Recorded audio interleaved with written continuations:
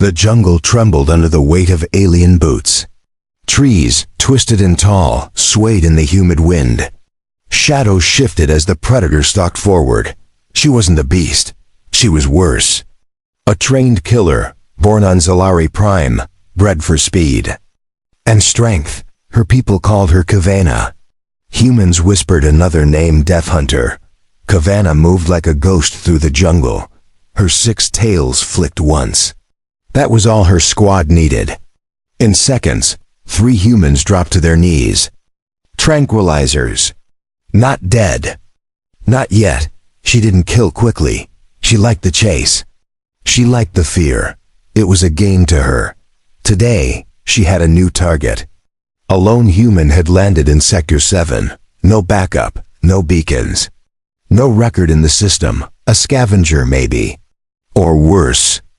A spy. Kavana grinned. She loved spies. They begged more. She crouched on a high ridge, blue hair whipping in the wind. Her eyes glowed faintly, scanning the forest. Nothing moved. Then a flash movement near the cliffs. She leapt. No hesitation. Just claws, power and silence. She landed hard. Her blades came out instantly, but no one attacked. Instead, she saw a man, human, dirty, tired, kneeling beside a broken drone. His gun was on the ground, unarmed, a trap maybe. Still, her hands twitched with hunger. "Stand," she ordered. Her voice was sharp, filled with command. The man looked up. He had blood on his brow, but his eyes didn't show fear. Just calm. That was new. Most humans ran. This one just breathed deeply and stood slowly. "I'm not here to fight," he said. "I just want to survive." His voice wasn't weak. It wasn't angry. It was honest. Kavana hated that. She thrived on fear, not reason. Still, she didn't strike. Not yet. Instead, she watched as he raised his hands. No sudden moves. No tricks. She stepped closer, blades ready. But something was wrong. His leg, broken. She could smell it. "You came to hunt," he said. "But I think you already know I'm not worth it." That line made her pause. He wasn't wrong. A true predator didn't waste time on wounded prey. But why couldn't she strike? The moment dragged. Then thunder cracked above. Rain poured down hard. Kavana's ears twitched. She hated rain. The scent, the noise, the mess. But still she stood there, not attacking, not moving. Just watching him shake from pain and cold. He collapsed. She caught him. Instinct or weakness, she didn't know. But the jungle no longer mattered. Her squad was far. Her blades were ready. And yet, she didn't finish him. Instead, she dragged him to the cave near the cliff. Lit a heat stone. Watched his body stop shivering. His eyes fluttered shut. He was asleep, trusting her. A killer. A hunter. That was the moment something shifted. Kavana sat at the mouth of the cave, blades in hand. Rain still pouring outside. But her heart wasn't racing like before. It was confused. This human wasn't like the others. He didn't beg. He didn't fight. He didn't even flinch. She stared at the fire, her mind silent. For the first time since the war began, Kavana didn't want the hunt to end in blood. Asterisk. The fire cracked gently inside the cave. Water dripped from the edge of the rocks, forming small pools near the entrance. Kavana sat still, her swords resting beside her legs. She watched the human sleep. His chest moved slowly. No armor, just a soaked flight suit and a broken body. She should have left him. He was weak, not worth the effort. Yet her claws had dug into the wet earth when she thought about walking away. Her mind told her to kill. Her instinct didn't agree. Something about the human unsettled her. She stood up and walked to him. His pulse was strong, but his leg was swollen badly. Without care, it would rot. She knelt beside him and sliced open the pant leg. Steam rose from the exposed skin, broken bone. A clean fracture. Fixable. Kavana reached into her belt and pulled out a biofoam injector. She hesitated. The foam was rare, expensive, meant for her people, not prey. She pressed the nozzle to his skin and triggered it anyway. The foam hissed, sealing the wound, stopping the bleeding. The man stirred and groaned. He opened his eyes and blinked slowly. "You helped me," he said. "Why?" Kavana didn't answer. She turned her back and returned to the fire. She hated questions, especially the ones she couldn't answer. Morning came quickly.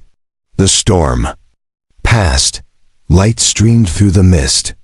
Outside the cave, her squad's signal blinked on her wristband. They were nearby. Scanning, tracking. She had a choice to make. The human tried to stand.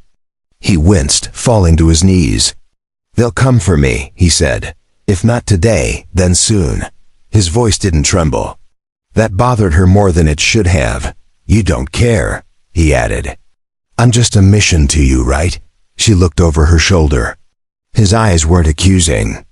Just curious. That was worse. She could handle hatred. Curiosity chipped through her armor. Kavana stepped outside. The trees were quiet. No birds, no bugs. Just distant engines humming through the sky. Her people were scanning the area. Looking for her, looking for the kill. If they found the human, they'd finish what she didn't. She walked deeper into the trees, away from the cave. There, she found an old transmitter spike buried under moss. She activated it and coded in a false positive. One body detected. DNA match. Human confirmed. Area marked as complete. She turned it off and destroyed it with one clean slash. When she returned, the human was sitting up. He had crawled closer to the fire. His face was pale, but his breathing was calm. "You're not going to hand me over," he said. It wasn't a question. Just truth. Kavana didn't speak. She tossed a dry ration pack at him and sat near the cave wall. Her tails flicked once. The tension in the air shifted. Not fear, not threat. Something else entirely. "I'm Carter," he said, tearing the ration open. "Lieutenant. Was sent here on a retrieval mission. Ship got hit." He chewed slowly, watching her reaction. She gave none. Just silence, he continued. "They told us you hunt for sport, that you enjoy it, that you don't leave survivors." His words were sharp, but calm. She expected anger. There was none. Kavana met his gaze. "They are not wrong," she said. Her voice was low, like a blade sliding from a sheath. "I was trained for it. My people believe fear brings control. Control brings peace." She looked away as she said it. Carter leaned back against the stone. "Funny," he said. "We were told something similar. But fear didn't bring peace to my squad. Just graves." The sentence hung heavy in the cave. She didn't reply. Her claws scraped lightly across the floor. Not in threat, but thought. Something about his words dug deeper than she wanted to admit. Not weakness. Not guilt. Just the first crack. That night, she stayed awake while Carter slept. Her blades rested against her legs, untouched. The jungle outside had calmed. But her thoughts hadn't. For the first time, she imagined what it might feel like to stop hunting. She didn't sleep. She didn't need to. Predators rarely dreamed. But for the first time, Kavana wished she could. The morning air was sharp. Light filtered through the jungle canopy, dust dancing in its rays. Kavana stepped outside the cave and took a slow breath. Her ears twitched at distant sounds, none of them human, none of them threatening. Not yet. Behind her, Carter was trying to stand again. He leaned against the wall, gritting his teeth. The biofoam had helped, but the pain hadn't left. She didn't help him. Not this time. He needed to move on his own. Even prey had to crawl before it stood. "I need to find my ship," he muttered. "If I can reach the wreckage, I might contact someone." Kavana didn't answer. She watched him, measuring his strength. He wasn't a fighter. Not anymore, but he was stubborn. That counted for something. Carter limped to the cave mouth. His eyes searched the jungle, then turned to her. "You're not stopping me," he said. "Why?" She didn't answer. She simply turned and walked forward. If he followed, fine. If not, she wouldn't look back. He followed. The jungle wasn't kind. Thorns scratched exposed skin. Insects buzzed in clouds. Roots waited to trip. But Carter pressed on. Cavanna moved ahead, blades out, slicing branches and marking a path. She didn't say a word. But she didn't leave him behind. They reached a ridge by noon. Below them, smoke rose from twisted metal. Carter's pod crashed hard, split in two. Most of it burned. His shoulders dropped at the sight. Hope was a fragile thing. "I had an uplink," he said, "in the cockpit. If it survived, I can send a signal." Cavanna nodded once. She leapt down the slope with ease, landing soft as wind. Carter climbed slowly, slipping once. She caught him without thinking. The wreckage stank of fuel and heat. Metal hissed, black smoke curled. Most of the pod was melted beyond use, but the front console remained. Cracked, but whole. Carter crawled inside. Cavanna stood watch outside, eyes scanning the trees. "Got it," he called. "Still has juice." Barely. She turned slightly, her ear catching every sound. The jungle had gone quiet. That wasn't good. Quiet meant movement. Movement meant danger. A sharp whistle split the silence. Cavanna's blades came out instantly. Carter froze. "What was that?" he asked. She didn't reply. She crouched. Low, eyes narrowed. It wasn't her squad. The pitch was off. Different tone, not Solari. Something else. Movement flashed between the trees. Then fire.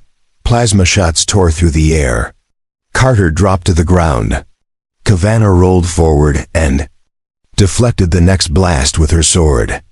The jungle exploded into chaos. 3 figures emerged from the brush. Not her kind.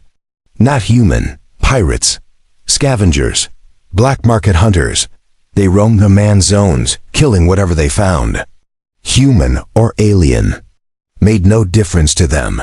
Cavanna didn't hesitate. She moved like lightning. Her blades slashed through the first attacker's leg. He screamed and collapsed. The second fired again. She ducked, flipped, and buried her sword in his chest. One left. The last pirate aimed at Carter.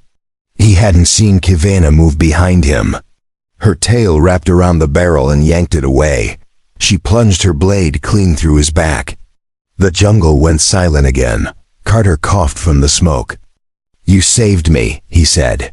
Again. Cavanna stared at the bodies. "They were worse than us," she said. "No code, just blood." Her voice was calm, but something in her eyes was shaken. He crawled back to the pod.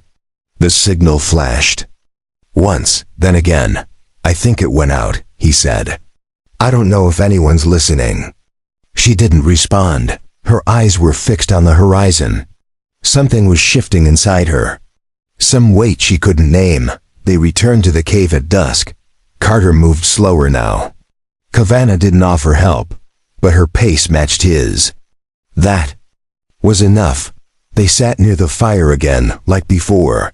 The jungle breathed around them, heavy with heat. "You could have left," he said. "Let them take me, but you didn't." His tone wasn't grateful. It was thoughtful, like he was still trying to understand her. Cavanna sharpened her blade slowly. "You were mine to hunt," she said, "not theirs." The answer made him laugh, soft and dry. But she wasn't joking. At least not entirely. That night, neither of them slept much. Carter stared at the fire. Cavanna sat with her back to the wall. Outside, another storm brewed. This time, the wind felt colder, sharper, like something was coming. She wasn't afraid of the storm, but she was starting to fear what might come after. Cavanna opened her eyes before dawn. The cave was still, lit only by faint red from the dying fire. Carter lay curled on his side, breathing shallowly. His body still hadn't recovered fully, but his spirit had shifted. He wasn't prey anymore. He was something else. She stood and walked to the cave mouth. Mist drifted between the trees. The jungle held its breath. She felt it too, a pressure in the air, not just weather. A presence, watching. It wasn't her squad. It wasn't the pirates. This felt colder. Her comm device buzzed once, then again. A direct ping from high orbit. The code was military. Her people. She stepped away from the cave and responded with a location stamp 2 clicks west. A lie she was trained to deceive. Today, she used it not for the hunt, but for the human. Carter stirred behind her. Something wrong? He asked. She turned to him slowly. They are searching, she said. But I am not ready for them to find us. She didn't explain further. He didn't push. They packed what little they had.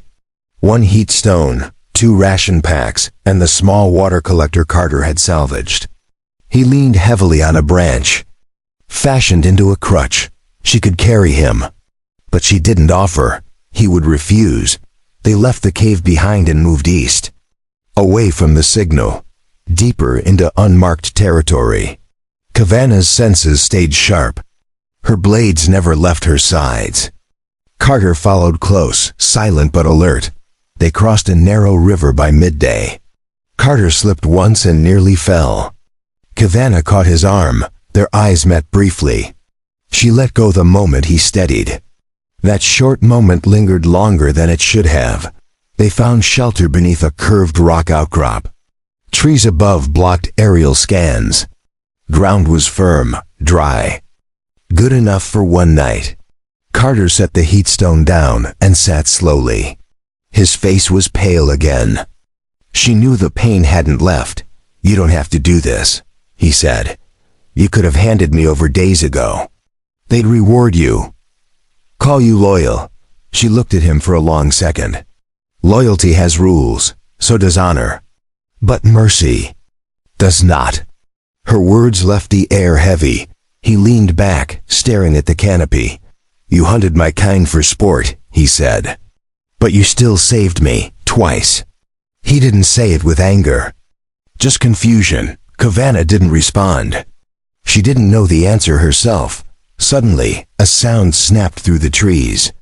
A low, humming growl. Not human, not Zalari.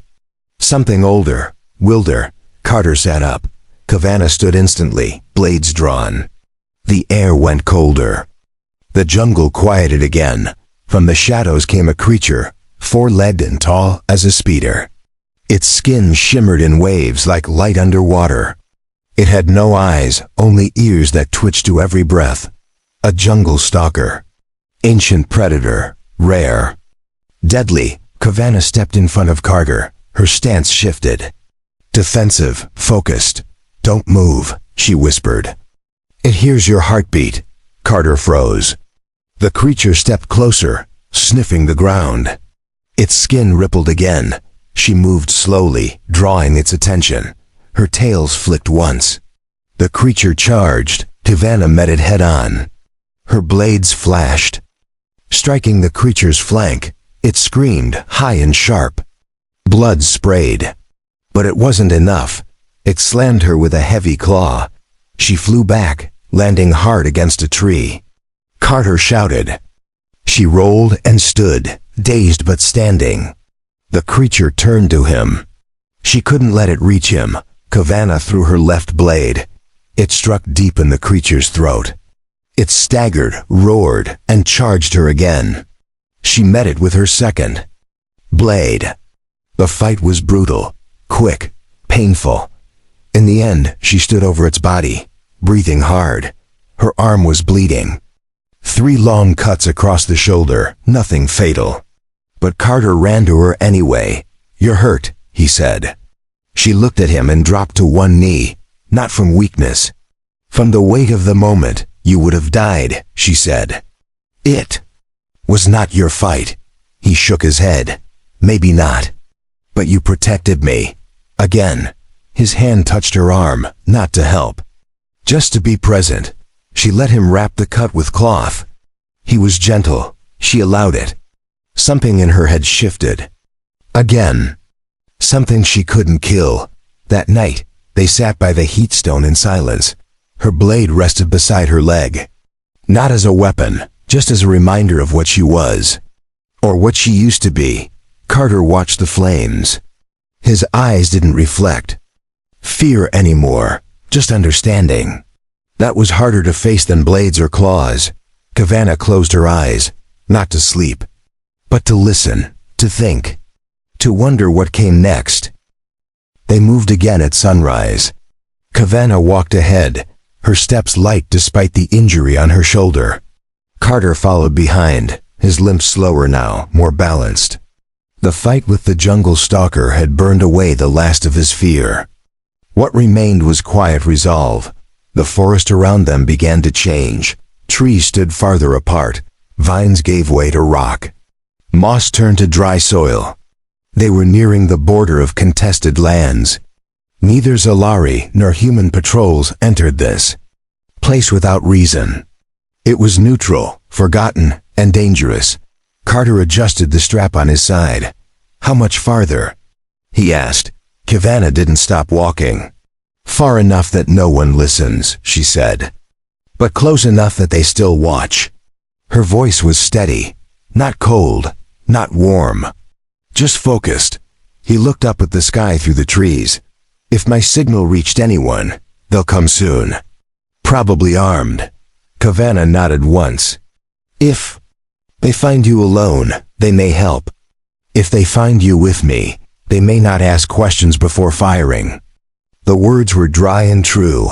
They climbed a ridge and found an abandoned outpost. Human design, old and rusted. Covered in vines. It stood crooked, leaning into the hill like it had tried to sleep and failed. Kavanagh stepped inside first. No movement. No threat. Safe for now. Carter dropped down against the wall. He exhaled slowly, his chest rising with effort. Do you trust me now? He asked. Kavanagh turned and looked at him. I do not know the word for what I feel. It is not trust. But it is not doubt. That was the closest she could offer. He gave a weak smile and leaned his head back. I think that's fair. She watched him close his eyes and rest. Not sleep, just stillness. Like a soldier saving energy before the next battle. It was something she understood. She stepped outside and scanned the skies. A flicker of silver cut through the clouds. Too fast for a bird. Too slow for a comet. A ship, human design. Low orbit. Scanning. Searching. Her claws tensed slightly. Inside the outpost, Carter tapped on an old console. The screen flickered, then stabilized. His fingers moved slowly across the cracked glass. Emergency beacon confirmed, he said. 2 pings received. Rescue window in 24 hours. He didn't sound relieved. Kavanagh stood in the doorway. They will not come alone, she said. Your people know this place is shared ground. They will send scouts, drones, maybe soldiers. Carter nodded. I know. He paused. What will you do when they arrive? The question hung in the air. She didn't answer right away. Her eyes drifted to the horizon. I do not know. She said it slowly, carefully. Part of me still hears the command, the code, the duty, but another part remembers the fire. The cave, the moment you trusted me. Her voice tightened slightly. That night, the wind howled harder. The trees shook with cold breath. Inside the outpost, Carter slept with one arm over his pack. Kavanagh sat against the far wall, eyes open. Her blades rested across her knees. She listened to the dark. Something moved beyond the trees. It wasn't the pirates. It wasn't wildlife. This was precise, mechanical, drones. She stepped outside and scanned the sky. Small black circles hovered above the canopy, nearly silent. They drifted closer, lights pulsing red. Human tech. Kavanagh knew the patterns. Recon sweep.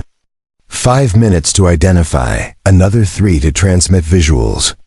She pulled a stone from the ground and tossed it hard. The drone flinched, then locked on her movement. She stood tall in full view. Her armor shimmered under moonlight. The drone froze, then pulled back. The light changed. Blue, identification confirmed. Friendly override failed. She was marked, not as an enemy, but as something unknown. She stepped back inside. "They found us," she said. Carter sat up quickly. "What color?" She answered without pause. "Red first, then blue." He exhaled. "That means command doesn't know what to label you." His words carried weight. "They won't act right away, but they'll be watching every second." The next morning, they prepared. Carter adjusted his flight suit and checked the beacon. Kavanagh cleaned her blades. No words were needed. Their steps were practiced now. Their silences no longer felt like distance. As the sun rose, the sound of engines echoed across the sky. A sleek human transport descended beyond the ridge. Kavanagh's ears twitched once. Carter stood slowly, his body tense but calm. "They came," he said. "Now we find out what they'll do." Kavanagh looked at him for a long time, then said nothing. The human transport landed with precision. Dust spiraled upward. Trees bent slightly from the thrust.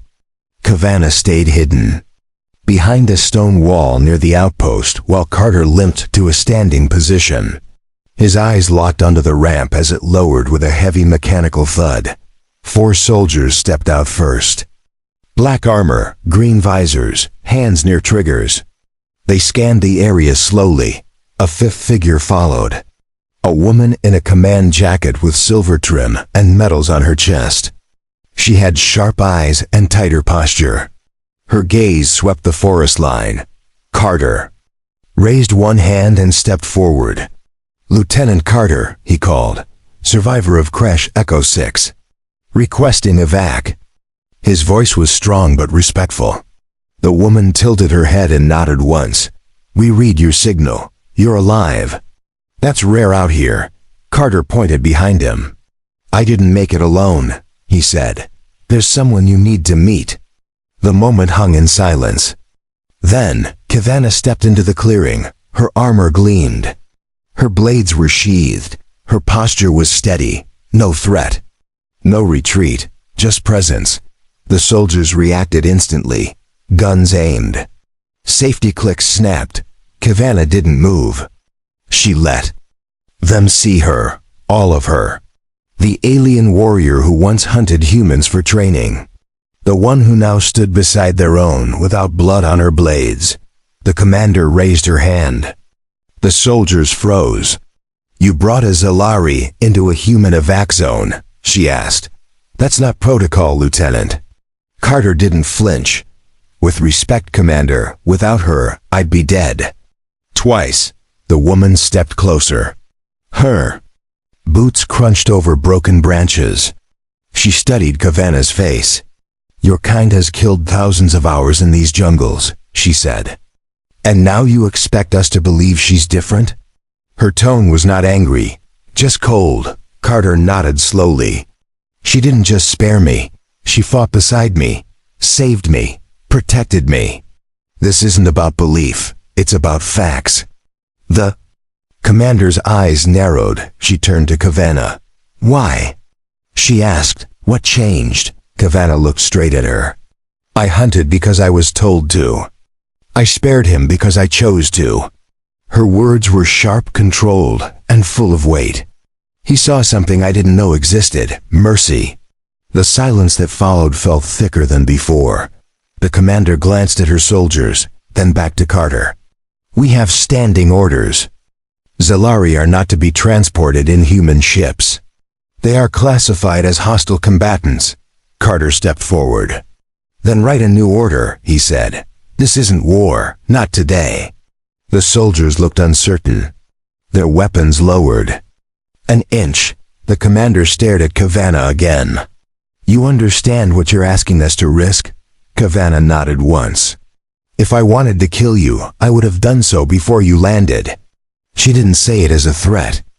She said it as truth. The commander paused, then tapped her wrist. Override Alpha. Civilian exception request initiated. Command review required. A small light blinked on her arm. We wait. They sat around a temporary camp. The fire was smaller, controlled. Kavanagh sat opposite the soldiers, silent but watchful. Carter drank slowly from a field canister. The commander sat nearby, speaking quietly to her wrist every few minutes. One of the soldiers, younger than the rest, turned to Kavanagh. Is it true? He asked. You hunt us for sport? She looked at him directly. It was not called sport. It was called training, but yes, that is what it became. He nodded and looked away. No words left to say. Hours passed. The jungle remained still. The signal light on the commander's wrist finally turned green. A soft tone rang out. She stood. Authorization granted. One non-human entity, status provisional. Transport to base approved under quarantine terms. Carter smiled. Kavanagh didn't move. What does that mean? She asked. The commander replied, You'll be watched, every step, every breath. But you won't be harmed unless you give us a reason. Kavanagh accepted that silently. The ship door opened again. A ramp extended. The group boarded slowly. Kavanagh walked beside Carter. Not behind. Not ahead. Beside. The soldiers didn't speak. But they watched. She felt every stare. It didn't matter. She had made her choice. Inside the ship, lights flickered as engines warmed. Kavanagh sat on one side of the cabin. Carter sat beside her. Across from them, a soldier stared with quiet distrust. Kavanagh stared back without fear. As the ship rose into the sky, Carter whispered, You don't have to stay with us. Kavanagh turned her head. I know, she said. But I want to see what comes next. The stars blinked into view through the window. Kavanagh's reflection hovered in the glass beside Carter's. Two shapes, different, but no longer enemies. The ship glided above the clouds, cutting through the upper atmosphere with smooth precision. Inside, the silence felt heavier than before. Kavanagh sat still, her hands resting on her knees. Her armor was scratched, her blades sealed in a case, under a guard's watchful eye. But her posture remained proud. Carter leaned against the wall beside her. His leg ached, but his mind was busy. He had risked everything by bringing her. He didn't regret it. Still, he knew trust inside a human. Base would be rare. Kavanagh hadn't asked for safety. She had only asked for a chance. The transport neared Base Helios, a mid-tier facility in the northern hemisphere. It wasn't the capital, but it was important enough to have eyes, scanners, and protocols. Kavanagh would be seen the moment they landed, not as a guest, not as a friend, as a threat given temporary mercy. As they descended, the commander turned to them. You'll be kept under watch at all times. You'll eat under supervision, no weapons, no privacy. You understand the terms. Kavanagh met her eyes and nodded without hesitation. The landing ramp dropped. Warm wind rushed into the cabin. The base stretched out below like a steel maze. Guards in dark uniforms lined the perimeter. Drones hovered above. A medical team waited. Nearby, they weren't here for Kavanagh. They were here for Carter. He stepped forward. Two medics caught his arms gently. We've got him, one said. Vitals are weak but stable. Carter looked back once. Kavanagh hadn't moved. The guards hadn't relaxed. Everyone was waiting for her to make a mistake. She walked down the ramp slowly. Her hands stayed open. Her movements were deliberate. She knew the game. Show strength, but not danger. Be firm, but not hostile. Behind her, two guards followed closely. Their rifles didn't lower. A holding room had already been prepared. White walls. Glass. Walls, no bed, one chair. A scanner in every corner. Carter argued, but the commander held firm. She stays here until command decides otherwise. Carter didn't like it, but Kavanagh didn't resist. I have slept in worse places, she said. Her voice was calm. Carter pressed his hand to the glass. They'll ask questions. They might lie to get answers. Be careful. Kavanagh touched her side of the glass. Not a promise. Just understanding. Hours passed. Interrogations began. First came the officers, then the scientists. They asked about her past, her missions, her kills. She didn't lie. But she didn't tell them everything either. They wanted weakness. She gave them truth. One officer leaned forward during a session. Why save a human? What did you gain? Kavanagh's eyes didn't blink. I saw him bleed for nothing. I saw him refuse to run. I saw something I had never seen before. I gained clarity. The officer didn't respond. He just wrote something down and left. Meanwhile, Carter healed. Slowly, the base's tech was advanced. His leg improved in days. But every time he stood, he looked toward the lower levels, toward her, toward the one who had been his enemy and became his reason for coming back. 2 days later, the base's head of diplomacy arrived. Older man, white hair, slow voice. His name was Director Malkin. He entered Kavanagh's chamber with no guards. Only a chair and a datapad. He sat down and waited. She watched him silently. I read the logs, he said. Your actions don't match your record. You spared him, fought for him, protected him. Why? Kavanagh tilted her head. You asked the same question as the others. Malkin smiled faintly.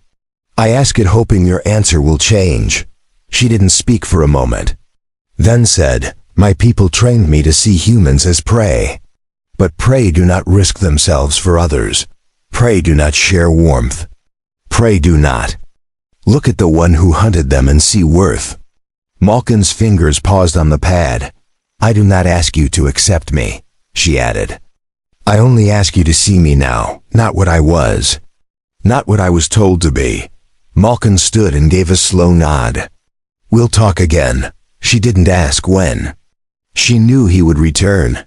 That evening, Carter was granted a visit. 1 hour. He stepped into the room and smiled. You're still standing, he said. Kavanagh nodded. So are you. They sat on opposite sides of a small table. No guards interrupted. No orders were given. You've changed things, he said. Whether they admit it or not. Kavanagh looked down at her empty hands. Maybe I changed myself first. That answer was enough for him. As Carter left, he turned once more at the doorway. They asked if I trusted you, he said. I told them yes. She didn't smile.